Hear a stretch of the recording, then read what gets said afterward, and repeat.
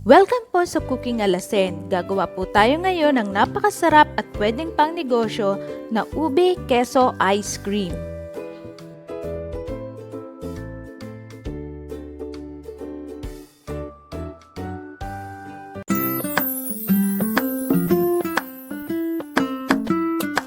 Areho ang ating ingredients: cheese, 2 packs all-purpose cream, 250 ml each, at isang lata ng ube condensed milk.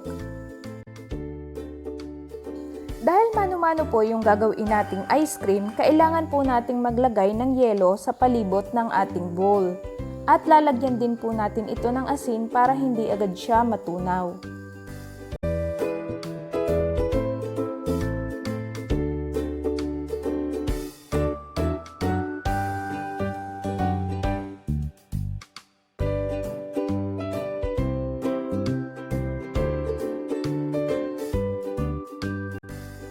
Ilalagay na po natin ang ating 2 packs ng all-purpose cream. Pwede po natin siyang i-chilled overnight or para mas mabilis, ilagay po natin siya sa freezer ng 2 oras.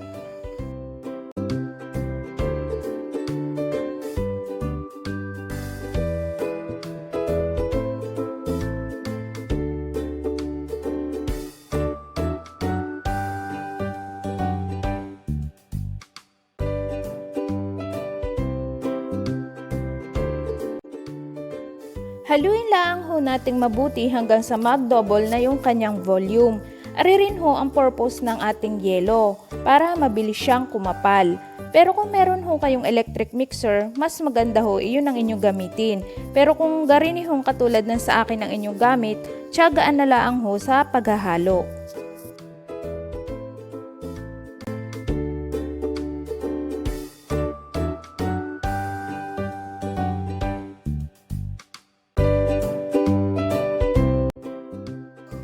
Kapag garini na ho ang texture ng ating all-purpose cream, atin na pong ilalagay ang ating ube condensed milk.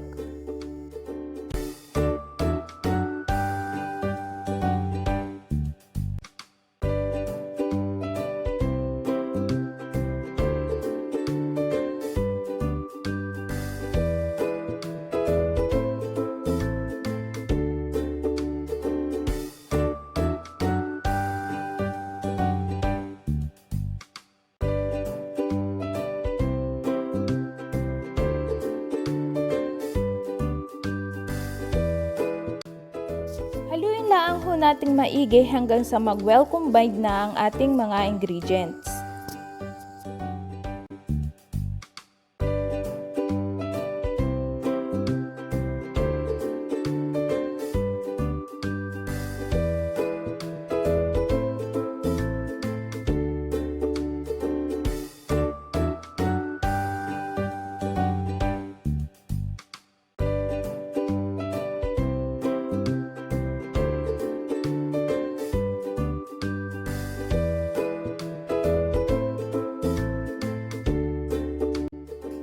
Kapag halong-halo na ho ang ating mixture, saka ho natin ilalagay ang ating ginadgad na cheese. Pero kung gusto ho ninyo yung may nakakagat-kagat na cheese, laki-lakihan na lang ho ninyo ang hiwa sa inyong cheese.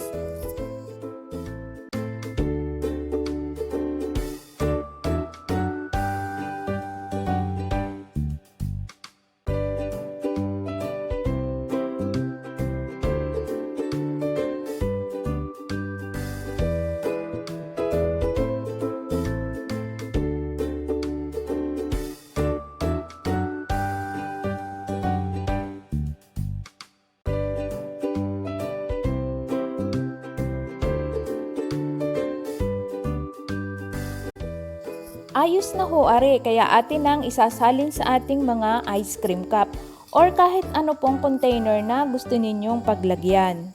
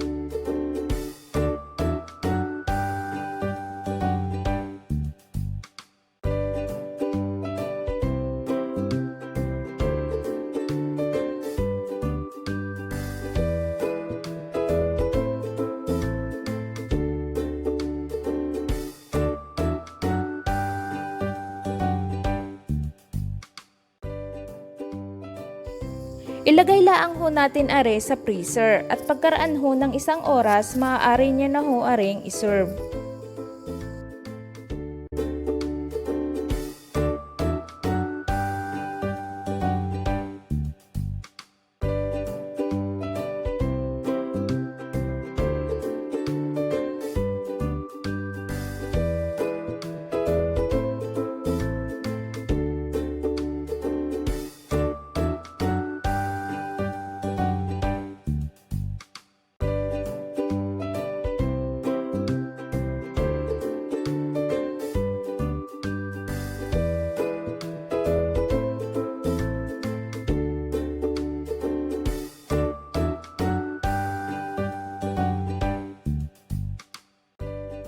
For more budget-friendly recipe, mag-like and subscribe lang po kayo sa aking channel at marami pa po akong i-share sa inyo ng mga budget-friendly na recipe.